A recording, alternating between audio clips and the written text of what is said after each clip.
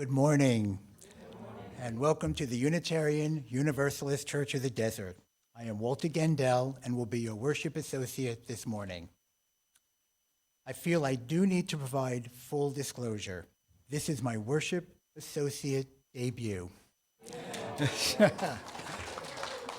I am very excited, a bit nervous, but do get a great deal of comfort in knowing that as good Unitarians, there will be no booing. Okay. Before we begin, please take a moment to silence your cell phones. As we begin our service, I think it is important that we continue to acknowledge that we gather today on the unceded lands of the Agua Caliente Band of Cahuilla people, and that we also strongly commit to grow in our understanding and relationship with this land and with the people who inhabited it and nurtured it before our arrival. Okay. In this congregation, we strive to honor the inherent worth and dignity of every person. And what that means to all of you is that all of you are welcomed.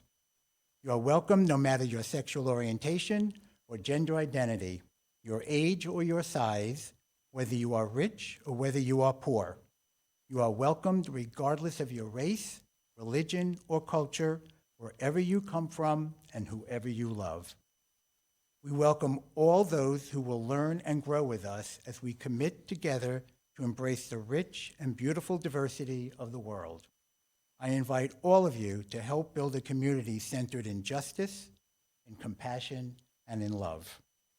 We are glad you are with us this morning, whether you are here in the sanctuary or at home. We are very grateful to your presence. And if you want to learn more about us or our programming, please contact the office at admin, ADMIN, at uucod.org or visit our website. And now, please join me as Reverend Ian rings the Tibetan bowl and we listen to the wonderful Joel Baker play our music for centering to start the service.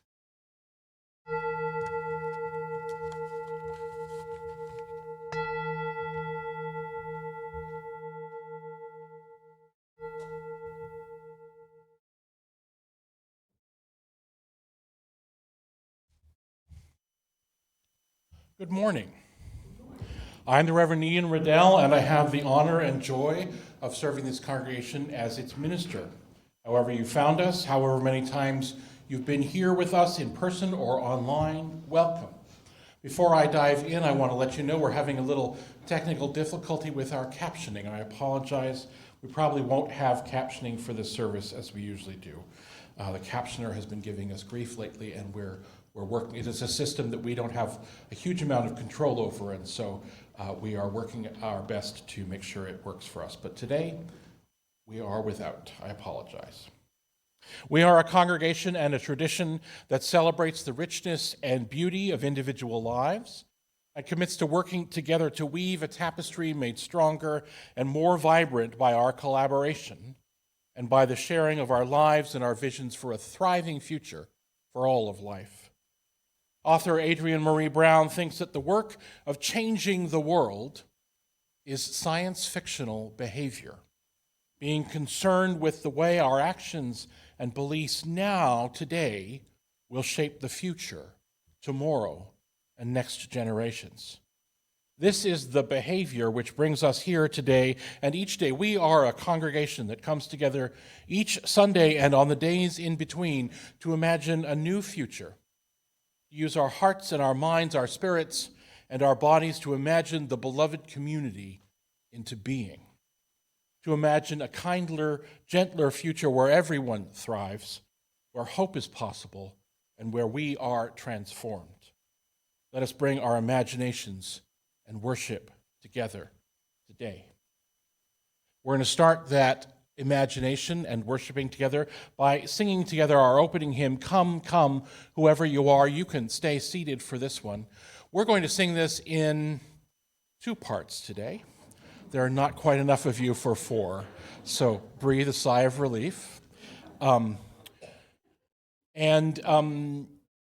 And once we're going to sing it twice through in unison, and then I'm going to invite this side to start, and then this side will come in when I bring you in. And just keep repeating it, keep singing until you get a signal from me that we're all done. As you're singing, you may hear me sing a third part. I was going to say against you, but with you. And Joel, can you give me the starting note for a second? The third part goes, so this text of this language, of this hymn, is based on Rumi's. Come, come, whoever you are, wanderer, worshiper, lover of leaving, ours is no caravan of despair. Come, yet again, come. One of the things that was left out in the original composition was the phrase, though you've broken your vows 1,000 times, come, yet again, come. And so you'll hear me start singing that. If you want to abandon your own part and join me, go right ahead, but you can just keep singing along. So why don't we start twice through all together. We'll stand, rise, please, in body or in spirit. Sorry,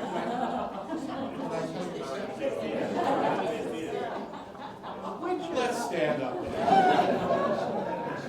We sing better that way from the diaphragm.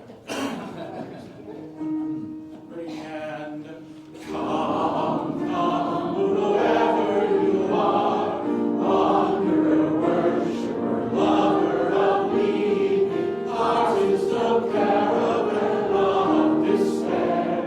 Come, yet again, come, together again. Come, come, whoever you are, wanderer, worshiper, lover of me, ours is no caravan of despair. Come, yet again, come, this side. Come, come, whoever you are, wanderer, whoever you are, ours is no caravan of despair. Ours is no caravan of despair. Come, yet whoever you are, ours is no caravan of despair. Ours is no caravan of despair. Broken your vows with flowers and dawn, wander rush with flowers and dawn. Ours is the best of flowers of sleep. Ours is no caravan of despair. Come, yet whoever you are, wander rush whoever you be. Ours is no caravan of despair. Ours is no caravan of despair. Come, yet again,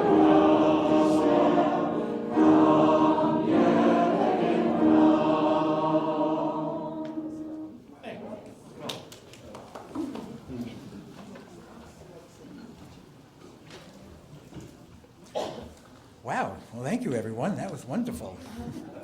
We're now going to do our chalice lighting and unison aspiration. So as we light our chalice, please join me in the words which you see on the screens above. May love be the spirit of this church. May the quest for truth be its sacrament and service be its prayer. To dwell together in peace, to seek knowledge in freedom, and to help one another in fellowship. This is our aspiration. And now, please join me as Linda lights our buy-a-pocket candle. We light these candles in solidarity with Black, Indigenous, and other people of color as we journey together toward spiritual wholeness. May we, as a beloved community, work to dismantle racism and all forms of oppression. May we live out our principles so that justice, dignity, and equity for all prevail.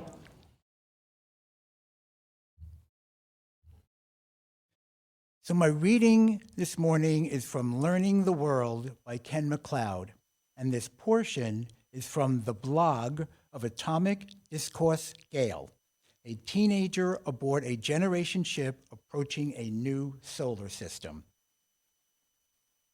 Well, that's it. Settled. Aliens. What a day. There's nothing to say that doesn't sound banal. Is it always like this on days when the world changes? Did people who wrote, assuming people did write, have this stupid, gnawing feeling all the way back to the moon caves and before that your words are inadequate to the events and that anything you say now will shame you in days to come with its inadequacy? What was it like to react to the first Starship launch, the first extrasolar colony, the first news of a fast burn? This changes the world more than any of these. I see from some of the comments I received that some people don't grasp this at all.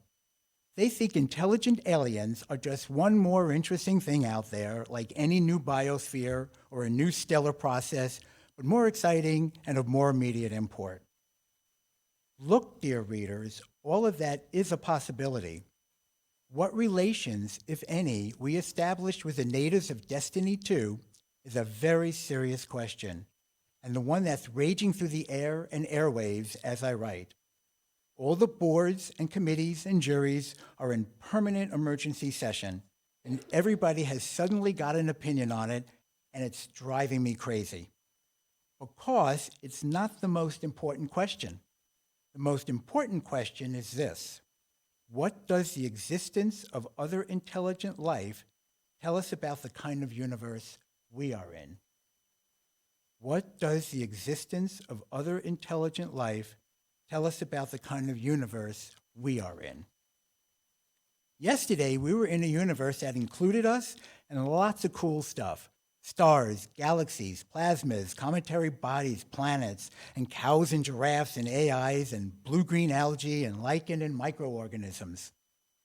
Today, we are in a universe that contains us and lots of cool stuff and alien space bats. That's a different universe. A universe with a different history, different potentialities, different future from the universe we thought we lived in. We are not living in the universe we thought we lived in yesterday. We have to start learning the world all over again. These are the joys and some sorrow that has been shared with us publicly today, but we know we each carry more in us. The world around us is full of things to worry about, full of things that cause us fear and anxiety and worry, things that happen to us in our daily lives, things that are happening to our neighbors in our communities, things that are happening in our wider culture, our wider country, things that are happening around the world. Violence and death, worry and anxiety, confusion. And so we hold these in our hearts. We all in our hearts, all those who are suffering from the onslaught of violence in their lives, whether that violence is intimate or war. We hold those in our hearts who suffer from violence today. We hope for them safety, peace, and justice. We hold in our hearts today all those who have anxiety about the future, about their own future, about their health, about the health of their loved ones. We hold in our hearts all those who feel anxiety about the future of our nation, the future of our culture, the future of our possibility, the future of our society. We hold in our hearts all those who fear for the future. We hold in our hearts all those who suffer loss of identity, loss of employment, loss of possibility. Those who suffer the loss of a loved one, the loss of a family member, a comrade, of a friend. We hold all of those in our hearts who are suffering from loss these days. And we hold in our hearts all those who nurture inside themselves a spark of hope, spark of possibility in the face of all of this. those joys small and large, those triumphs so fleeting and minuscule or transformative that bring joy, that bring possibility, bring connection. We hold that in our heart today as well, that possibility, that joy, that hope. We nurture it in our own hearts. We are grateful to be together today here in this place, either in person or through the wonders of technology, together here with this community, brought together by our hope that we will find in each other possibility, that we will find in each other a gentle touch, a loving word, the sight of each other's beautiful faces. This brings us hope. This reminds us that we are part of a love that is deeper and larger and broader than we can ever know and ever imagine, that we are never let go of, even in our deepest fear and loss. So we gather together here in this place for a moment of quiet, loving kindness, quiet gratitude, quiet presence together in this loving place.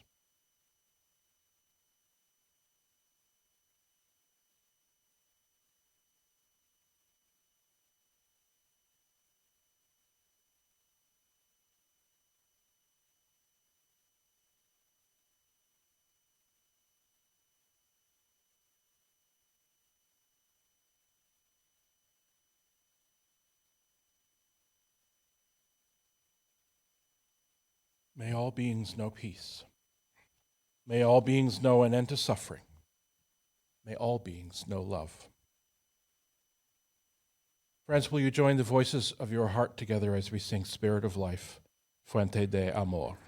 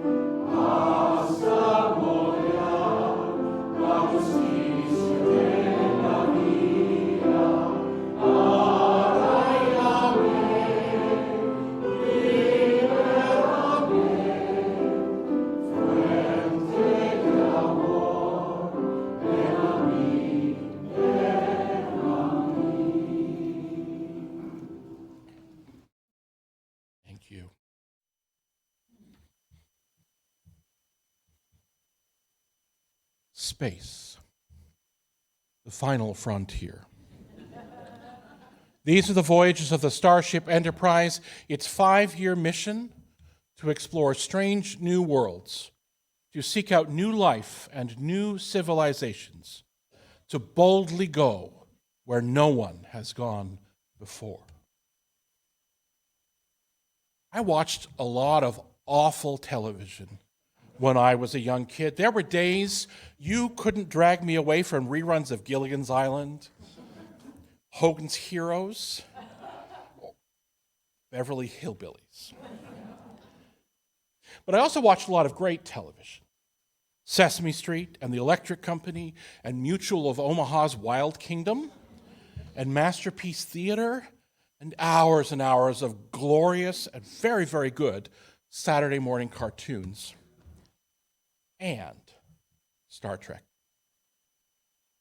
Much of it has slipped away in my memory, though, as the years have gone by, but Kirk and Spock and McCoy and Uhura and Sulu and Scotty and Chekhov, they stick with me. That diverse and imperfect crew of intrepid explorers imprinted upon me at a young age and remain with me to this day. They helped shape me as an ethical human being. They nurtured my intelligence and my curiosity. Now, Star Trek had, back in the original series, had quite a few recurring aliens we got used to. Vulcans and the Klingons showed up a lot, even though they were just humans with extra makeup on. The crew got lost in time a lot and had to figure out how to deal with the humans from the far distant past, like the 1930s. Or genetically modified humans who'd been in cryogenic sleep since the horribly primitive days of the 1990s. But the crew also did what those words I shared a few minutes ago said. They sought out new life and new civilizations. They made first contact with alien species and learned from them, or fought them, or ran from them, or partnered with them to confront a common menace. They made first contact with new life and new civilizations. Now, I've talked with you about science fiction and its joys and invitations to reflection and action a few times over the past years. And science fiction is about a lot of things. I often say it's grounded in and inspired by the question, what if? One of its central themes is wondering what would happen if we actually met alien life, alien space bats, as Walter mentioned earlier. What if the galaxy was as full of life as Star Trek imagined it to be? What would we do? Well, if you look at science fiction books and movies and TV and stories over the past 150 years, you see it everywhere. The city-destroying aliens of Independence Day, the almost unseen aliens who speak to humans in prime numbers in Carl Sagan's book Contact, the Jodie Foster movie based on it, the aliens who speak to humanity in musical tones in Close Encounters of the Third Kind, the towering invaders of H.G. Wells' War of the Worlds, and the xenomorphs terrorizing space freighters in Alien and Aliens. First contact is everywhere, and it's not always a good experience for humanity. We can learn a lot about the worries and anxieties of a time by the way we interact with fictional aliens. At a surface level, most of the difference in those movies and books I just mentioned comes from the purpose of the aliens who arrive on Earth or who we stumble into our moving into outer space. What do they want? What is their purpose? But today I want to focus more on our own response to the newness that aliens bring. And I want to do this by reflecting on three works of written science fiction: a short story, a novella, and a novel. A novella is a piece of writing that is not quite a short story and not long enough to be a novel yet. I'm hoping that what we find here might inspire us to wonder more about ourselves and about how we encounter new things, new people, new ideas, new ways of being. As usual, before any of you ask, I will have a reading list in the newsletter and on our Facebook community group for any of you who might want to read or watch any of the works I mentioned today if you haven't already. We'll start, as one should always start, with Ursula Le Guin. Her novella, The Word for World is Forest, was published in 1972 as part of an anthology of new and cutting-edge science fiction called Again, Dangerous Visions. It won the Hugo Award that year. The Hugo Award is an award chosen by the participants in the annual World Science Fiction Convention. So it's an award awarded by fans of science fiction. Though less known than some of her more fantastical and more epic works, it is full of Le Guin's focus on the environment, on language and communications, on dreaming, and on colonialism. The novella tells the story of a human logging outpost and colony on a planet that Terrans call New Tahiti, which might give you some indication of their attitudes, but which is called Athshi by the indigenous humanoid population, which is their word also for forest. It tells the story through three perspectives. Don Davidson, the commander of one of the logging camps, an enslaved Alcian called Selver, and the colony's human anthropologist, Raj Lyubov. Davidson, the commander, is a violent, xenophobic military man who instigates physical and sexual violence against the native species who the colony functionally enslaves to do the work of logging and getting the colony stripped and ready for Earth colonists who are going to come and farm there. He is responsible for large attacks on the native population, which serve eventually to, unfortunately, teach the natives, led by Selver, to engage in violence themselves, something that was not part of their culture or way of being before the arrival of the Terrans, and rebel against the humans, eventually driving them off the planet. Even though Lyubov, the anthropologist, and Selver learned each other's languages, it wasn't enough to bring deep understanding between these people. At one point, Selver says, "It wasn't the language that kept me from understanding. I know his tongue, and he learned ours. We made writing of the two languages together. Yet there were things he said, things the humans said, I could never understand, and vice versa." Here we see humans reacting to first contact with disdain, xenophobia, and violence. The native population, though highly intelligent by the galactic standards of the novel, is seen at worst by the humans as beasts of burden to be exploited and worked to death in the service of human industry, greed, and eventual colonization of the planet. Even the best of the Terrans in the story, the anthropologist Lyubov, though curious, doesn't really see them as equal and does not fully understand them and cannot stop the violence. It's one of Le Guin's most polemic works. It's not very subtle. The message is loud and clear. Extractive colonialism is bad. Xenophobia is the origin and cause of massive violence and destruction of people, cultures, and the environment.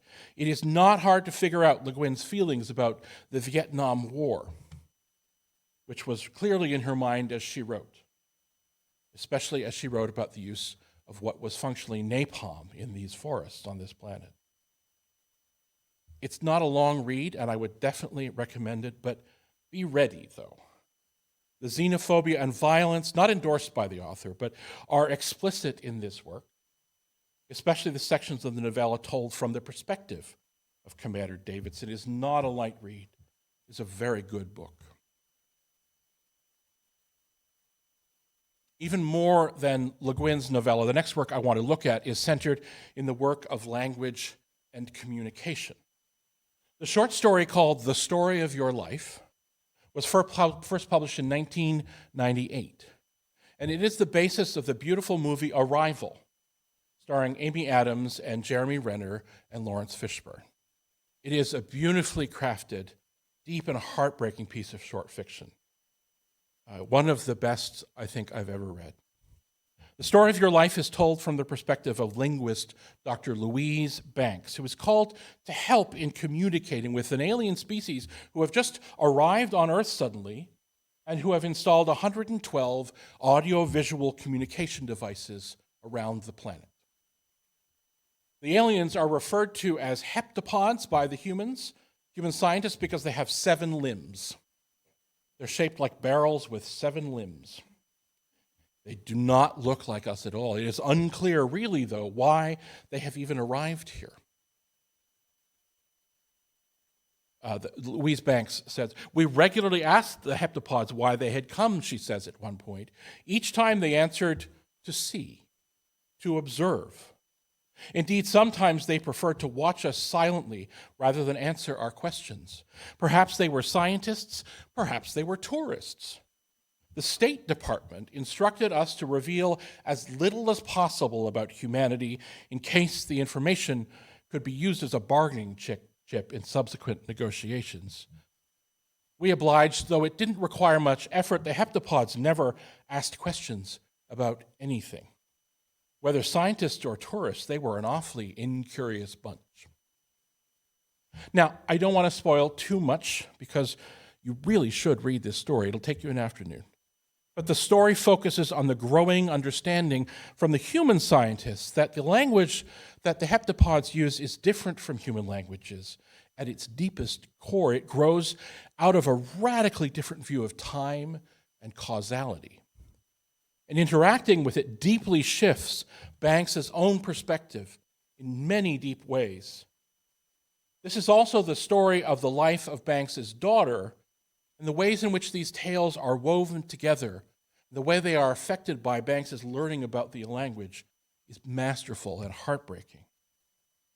Here, in this story, the humans respond to the aliens in several ways, but mostly with curiosity and wonder. The aliens are almost completely inscrutable, and the work of the scientists, at least, is to learn from them, to learn about them in order that communication might happen. No one is conquering anyone. No one is attacking anyone. The United States government in this story is skeptical and a little paranoid about the aliens, but this largely manifests itself in caution about how much information to reveal to the aliens, and in confusion that the aliens respond to hints about trading resources or exchanging gifts with silence. The movie is a little different from the book in places, but both are beautiful. And the aliens, this is not a spoiler, eventually depart, leaving behind a deeply changed Louise Banks, transformed by the work of getting to understand a literally alien way of speaking and writing and thinking. In the first half of the movie Contact, which again, see Contact, Jodie Foster's character, Ellie Arroway, is asked if she were to meet these aliens, the aliens that are communicating with them, that the characters that think are from the Vegan star system, what one question she would ask them. She responds by saying, well, I suppose it would be, how did you do it? How did you evolve? How did you survive this technological adolescence without destroying yourself? Hold that question in your head as I talk about the next book. The third piece of writing I want to reflect on this morning is the novel A Half-Built Garden by Ruth Ann Emrys, who is very deeply influenced by Le Guin. In this beautiful and complex novel, we find ourselves on the planet Earth sometime in the next 100 years. Things have fundamentally changed due to shifting climate and shifting cultures. National governments have considerably less power and authority. Corporations are still present and have an impact, but they have been confined to small islands in the middle of the ocean. It's not quite that happy, but yeah, it's like, yeah, that's the lovely thing. And a network of local collectives have grown up whose physical and political boundaries are created by the watersheds of the large rivers and bays of the planet. So much of the novel takes place with the novel begins with Judy, who is a hydrologist, who is part of the collective living and tending the watershed area that is of the estuary that is the Chesapeake Bay, and the multitude of rivers that flow into it. So there's a collective that is paying attention to the St. Lawrence or to the Columbia or to the Ganges or to the Yellow River. They're collectives built around the watersheds of these rivers and bays. Decisions about health and use of the region are made by, I would just say internet, it's much more complex than that, internet-supported networks of scientists and other citizens who all voice their opinions. It's a really beautifully positive view of what social networking can be, as opposed to what I think we're living with now. The networks have varying strengths of relationships with outside corporations and political entities, including United States institutions like the US government and NASA. It is Judy who first discovers that an alien ship has landed in the waterway by discovering unusual pollutants in the water.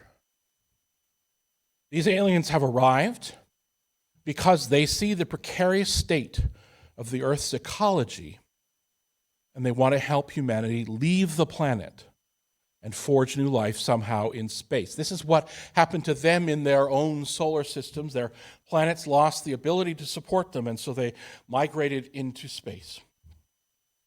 The aliens actually have a philosophy that this is what is supposed to happen to maturing species. One of the aliens tells Judy all species must leave their birth worlds or give up their technological development or die. You are very close. Worlds aren't meant to support technological species, they say. They are birthing burrows, not warrens. This mission, as you could understand, causes great consternation among the institutions of humanity, who all react in various ways, from those who embrace the quest for the stars for reasons of exploration or hope or greed, to those who claim that humanity has been improving and wants to continue to struggle to survive here in this place with what they've learned over the years. And in varying ways, the humans of the story, again, no spoilers, work in collaboration and negotiation with the aliens who have learned what they know about human culture from our television and radio transmissions. Judy reflects that the aliens have learned about us by binge watching Star Trek. Every damn series. Perfect preparation for first contact, right, she says. But now I'm thinking about how some people, some human people, devote their lives and careers to those shows. They write their own scripts or collect ephemera or analyze how the different captains reflects our changing ideals of leadership over the past century. I've never done that. And that's one narrow facet of understanding this beautiful, stupid species and everything we've done on this beautiful, stupid planet. What stands out to me about this story is that the human response, in varying ways and for various motives, the human response to the aliens who arrive is to collaborate with them, to learn from them and to teach them, to share possibility with them. At least in the beginning of the novel, there's barely a whisper of a military response to the aliens. The humans respond with curiosity and interest. The aliens are treated as equals to learn from, to share with, possibly for some to exploit, but as equal, sentient, intelligent beings. Some humans even develop romantic relationships with some of the aliens. Now, I won't share more than that because I don't want to spoil it for those of you who might read the book. But I come away from this novel with some hope in the humanity that the author has chosen to depict here. Hope that we can learn to collaborate with those we encounter in life in the world, that we can understand the ways that we are all deeper and more complex than our media often portrays, that we can work together to solve problems and face difficulties. Now, I am not saying that our fellow humans, our siblings on this planet in this life, are aliens. Please do not hear that. They are clearly and absolutely our kin, our partners in the work of crafting a thriving home for us. They are us. But the stories we tell about how we encounter difference and newness show us something about who we are and who we might be. We know, or we should know, the painful and violent ways that many of us humans have responded to encountering new peoples, new cultures, and new societies. Our history here in North America looks an awful lot like the way the Terrans colonized the planet of the Athenians in Ursula Le Guin's book. It's hard to see that story any other way than as an indictment of settler colonialism. And while Le Guin's story is, among other things, a cautionary tale, Chang and Emers's stories offer us other possibility.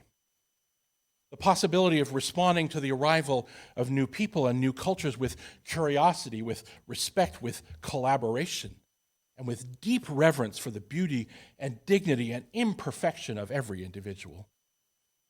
We aspire to be grounded in the understanding that every individual has inherent worth and dignity, that pluralism and equity are guiding values, and that our search for understanding should be relational, accountable, and responsible. Star Trek is imperfect. The original series and everything that has come after carries with it the challenges and biases of the times in which it was created, and still, its commitment to the work of exploration and an expansive response to encountering the newness that came with that exploration is a beautiful invitation. We encounter that newness, and we are changed by it. Ken MacLeod wrote about that change, the way the encounter with an alien species showed us a new universe. That's a different universe, he wrote. A universe with a different history, different potentialities, different future from the universe we thought we lived in. We are not living in the universe we thought we lived in yesterday. We have to start learning the world all over again. May our hearts be filled with curiosity and respect and courage as we encounter the world together. And may our collaborations with our kin on this planet, whoever they may be, help us transform ourselves each day into a world of love and kindness and justice. May it be so. Friends, will you rise in body or in spirit as we sing our closing hymn together, Blue Boat Home?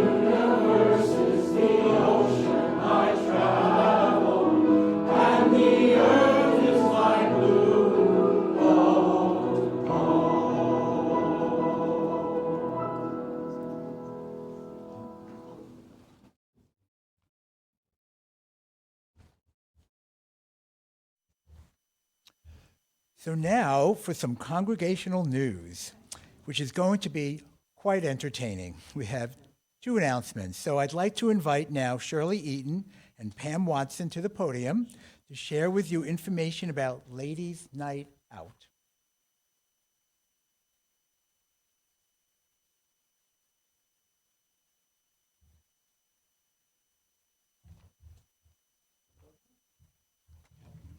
The pulpit. We have to share this. Go ahead. You go first. Hi, Hi. I'm Cheryl. Hi. Are you new? I am. I've only been coming for a couple of months, but Tracy was so nice in welcoming me that I keep coming back, so blame her. And what's your name? Oh, my name's Pam Watson. I'm sorry. Oh, Pam. Yeah, I guess I could see that. I've seen that name somewhere. Aren't you hosting Women's Night Out this month? I am. It's tomorrow night at Upper Crust Pizza, And where is that located? right on 111. You know where the Target and the Trader Joe's are? Sure. Yeah, right on 111. Good parking. Oh, Good I spot. remember that place. I used to live in that neighborhood. you? Yeah, their pizza and salads are great. They have good pizzas and salads. Well, thank you for organizing. As a new person, we'll give her a hand. And if you want to sign up, you can still do so tomorrow night, 6 o'clock, and Pam is in the online directory. How come you didn't organize this very early when you were here? I've been doing it for years.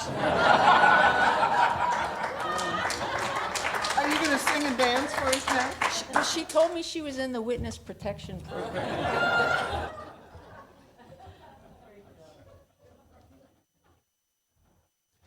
Well, ladies, if this is the kind of fun these two can have, I think you should definitely join them. And then a second announcement. Oh, sorry. Second announcement, Shirley McMaster has an announcement.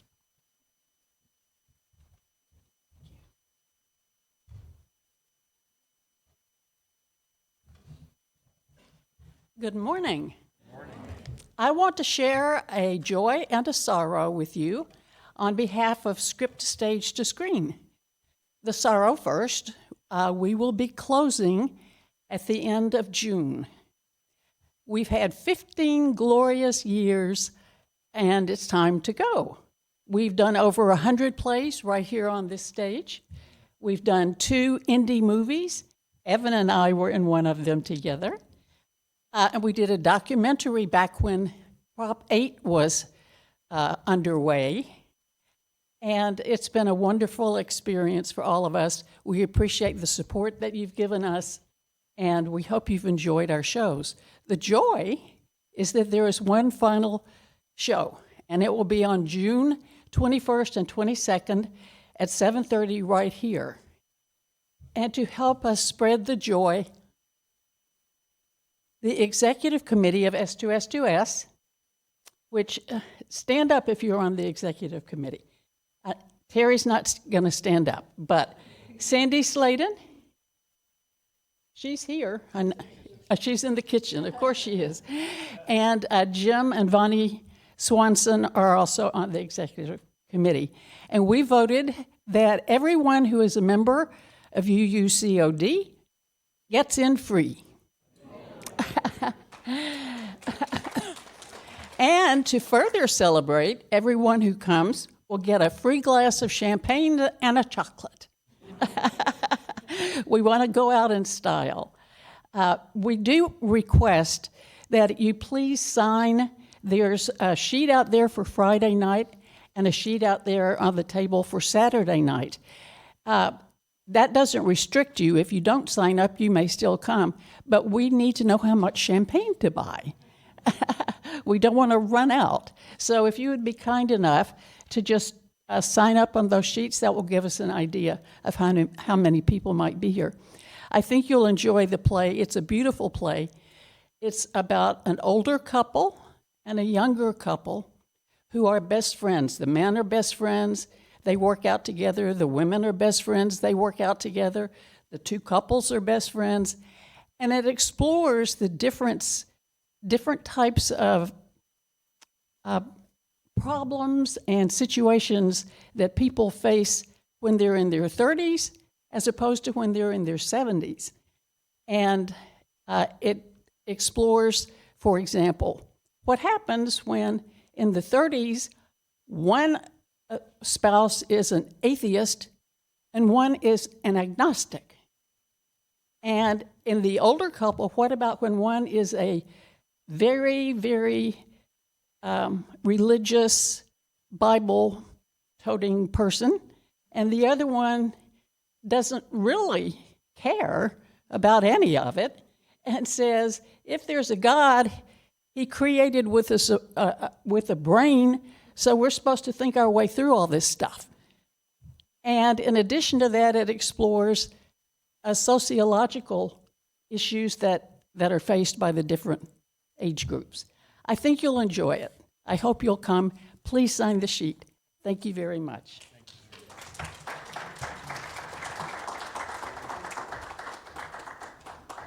Great. Thank you, Shirley. So now please join me in extinguishing the chalice as we say these words on the screen above. We extinguish this flame, but not the light of truth, the warmth of community, or the fire of commitment. These we carry in our hearts until we are together again. Before I share my closing words, I want to say thank you to Jack Fitzsimmons, as always. You know, science fiction, we think about using words and movies and that kind of thing. And throughout today's service, you've seen some glorious imaginings of the world away from our world. And so thank you, Jack, as always, for those. It would not be a service about science fiction if I did not mention Doctor Who.